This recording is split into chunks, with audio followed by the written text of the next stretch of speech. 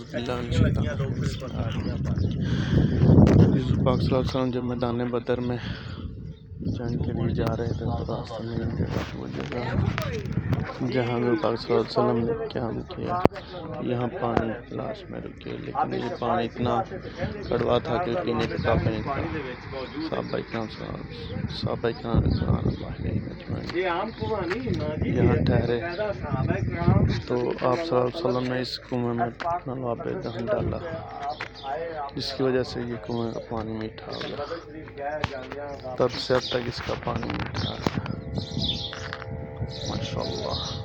اسے آب شفا بھی کہا جاتا ہے، اس پانی کو آب شفا کہا جاتا ہے۔ یہ دیکھیں، کہیں اس جگہ پانی کا نام و نشان نہیں ہو سکتا تھا، پہاڑ ہی پہاڑ، گرمی، لیکن یہ جگہ دیکھیں، ماشاءاللہ۔